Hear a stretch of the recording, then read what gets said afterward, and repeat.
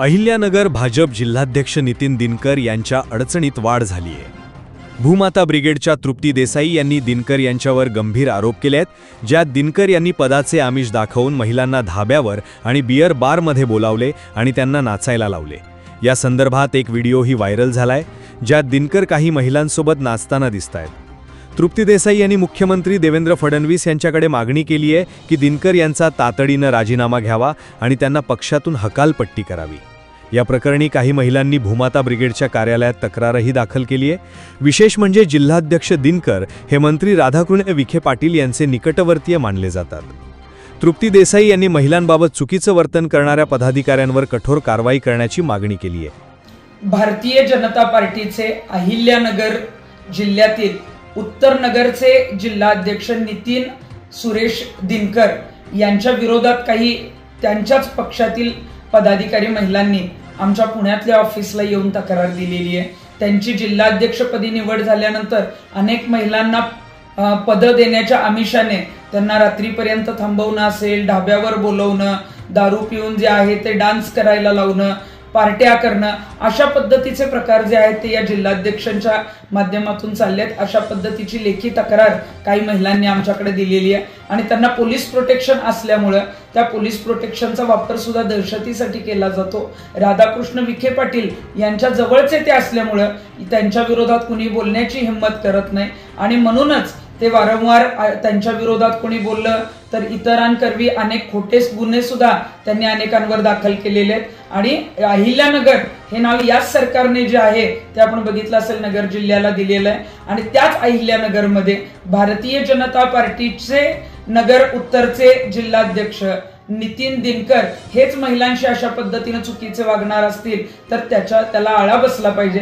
त्यांचा त्वरित राजीनामा जो आहे तो घेणं गरजेचं आहे आणि त्यांची पक्षातून हकालपट्टी सुद्धा करणं गरजेचं आहे। ही तक्रार आल्यानंतर आज सकाळी मी मुख्यमंत्र्यांना ईमेलद्वारे जी आहे ती रितसर तक्रार दिलेली आहे।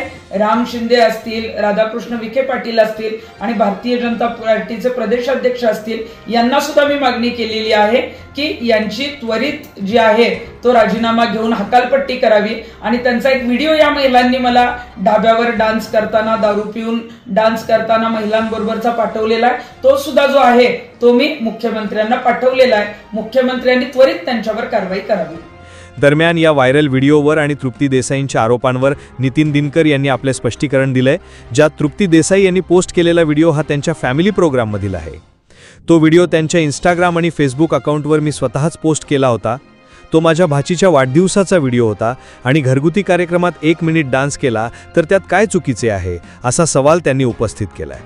दिनकर यांनी पुढे म्हटलंय की 14 महिन्यांपूर्वीचा व्हिडिओ आता टाकणे हे त्यांना बदनाम करण्याचं षडयंत्र आहे आणि ते तृप्ती देसाई यांच्या विरोधात लवकरच फिर्याद दाखल करून मानहानीचा दावा करणार असल्याचे दिनकर यांनी सांगितलंय। आरोप केलाय, काय नेमकी तथ्य आहे या आरोपामध्ये? सर्व आरोप बिनबुडाचे आहेत, सर्व थोतांड आहेत। तो जो ते म्हणतायत की जिल्हाध्यक्ष बोलवतात, त्यांनी जो व्हिडिओ पोस्ट केलेला आहे तो व्हिडिओ 16 मे 2024चा आहे।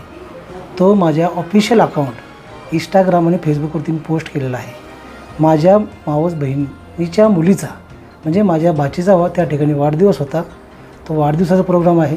ते हॉटेल जे आहे ते सुद्धा पूर्ण प्युअर व्हेज हॉटेल आहे। त्या ठिकाणी तो कार्यक्रम झाला आणि त्या वाढदिवसामध्ये मी एकटाच नव्हतो, शहरामधले भरपूर प्रतिष्ठित व्यापारी त्या ठिकाणी होते।